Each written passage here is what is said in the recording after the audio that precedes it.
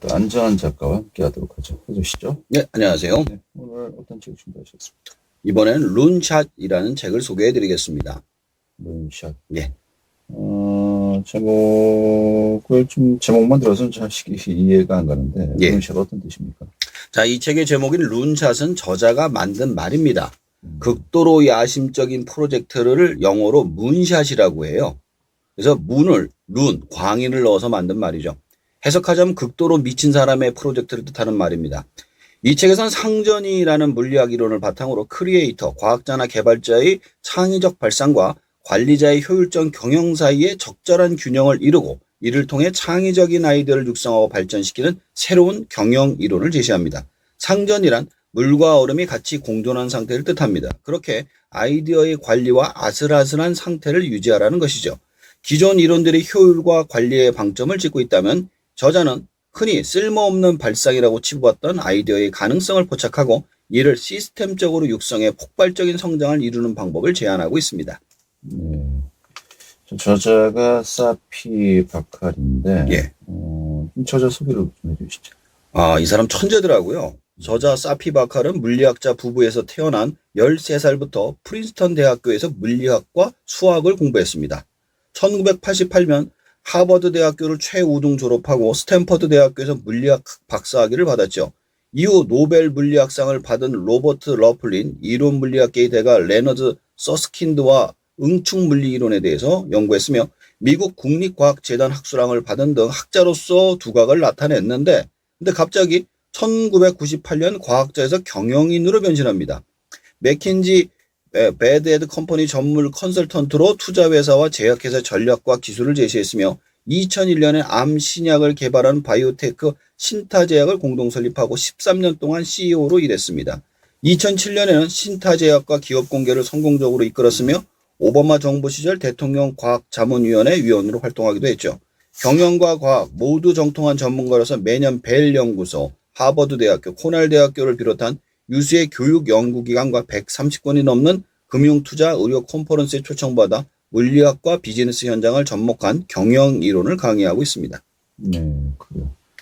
저자가 또 과학자인데 경영도 했어요. 예.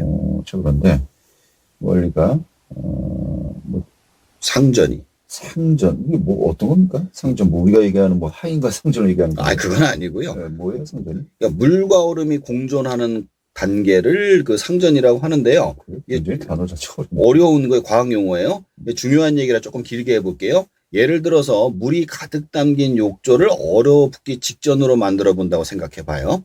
그러면 어느 쪽으로도 조금만 더 온도가 높거나 낮으면 전체가 얼거나 녹아버리죠. 그런데 그 접점에서 얼음 덩어리와 액체 상태의 물이 공존합니다. 상전이의 경계에서 두 가지 상태가 공존하는 현상을 상분리라고 합니다. 얼음과 물이 서로 나누어지면서도 여전히 연결되어 있죠.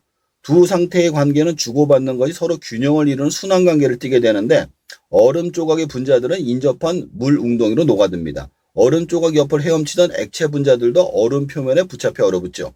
어느 쪽도 상태도 압도적인 이 순환 관계를 동적 평형이라고 합니다. 경영에도 마찬가지로 이런 방식으로 해야 폭발적인 형태의 발전이 가능하다라고 이야기를 해주는 겁니다. 이해가 됐듯하면서도 굉장히 좀 이해가 힘들기도 하고요. 그냥 쉽게 생각해서 특히 그 라디오로 들으시는 분들은 무슨 소린가 싶을 것 같습니다. 네. 좀 사례를 들어서 좀 설명해 주시죠. 사례를 드는 게 좀 낫겠네요. 책 속에 나와 있는데 어떻게 미국이 최강대국이 되었는지에 대한 설명이 나와 있어요. 버니바 부시라는 사람 이야기입니다.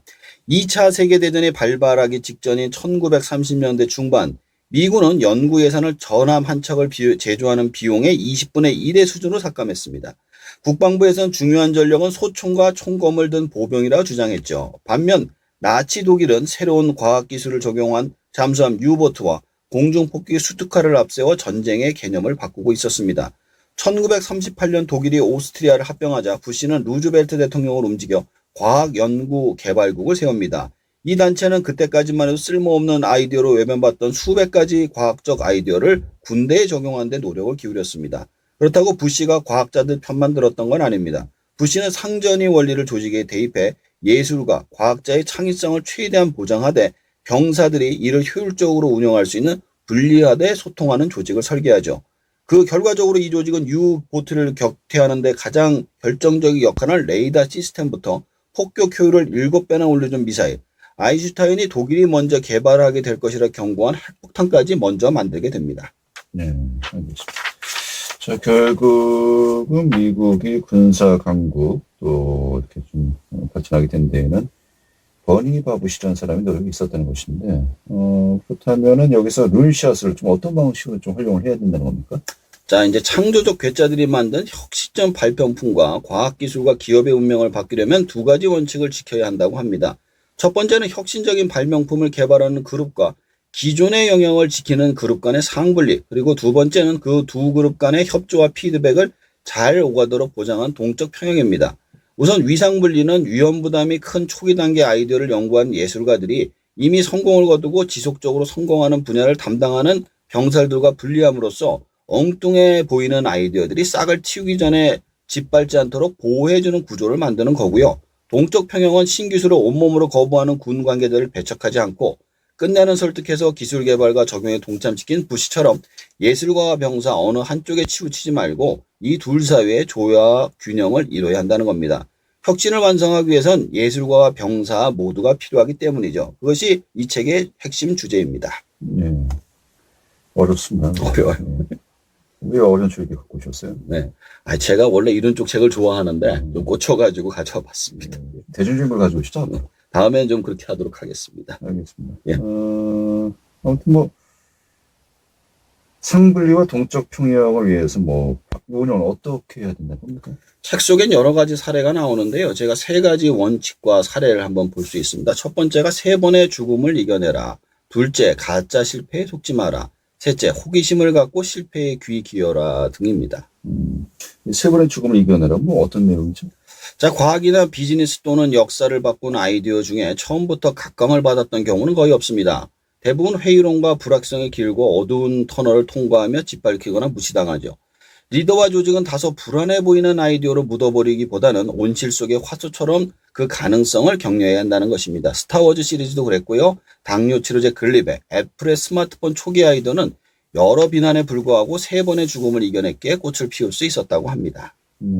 가짜 실패에 속지 마라. 예. 이건 어떤 의미입니까? 자, 2004년 페이스북이 서비스를 시작했을 때요. 이미 많은 소셜 네트워크 서비스들이 가상의 공간에 소통한다는 놀라운 아이디어에 불구하고 짧은 유행 이후 급격한 실패를 거듭하고 있었습니다. 그래서 마크 저커버그가 비슷한 서비스로 투자받으려 하자 대부분의 투자자들은 외면했죠. SNS는 청바지를 바꿔 입는 것처럼 유행을 타는 사업이라 생각했기 때문입니다.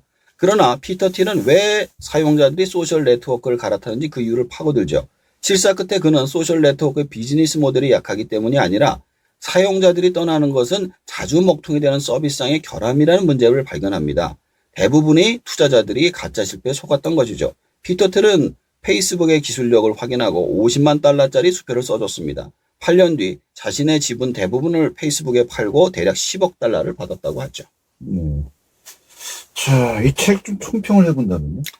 자, 요즘 코로나19 관련해서 책만 제가 소개하다 보니까 이 책을 사실 갖고 오게 됐어요. 사실 코로나19 책도 지금 보고 있었거든요. 근데 그 책들에서 보다 보니까 느낀 게 뭐냐면 내가 좋아하고 잘하는 종류의 책을 놓친 것 같아서 한번 준비해 본 겁니다. 그리고 코로나19 때문에 대규모 경제위기가 오고 있는 것은 우리 모두가 알고 있어요.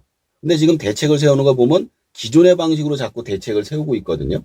그러니까 뭔가 이런 방식으로 새로운 방식으로 할 수 있는 방법이 없을까 해서 이 책을 한번 소개해 봤습니다. 네, 알겠습니다. 오늘 잘 들었습니다. 네, 감사합니다. 네, 한주환 작가였습니다. 자, 이어진 거 함께 하죠.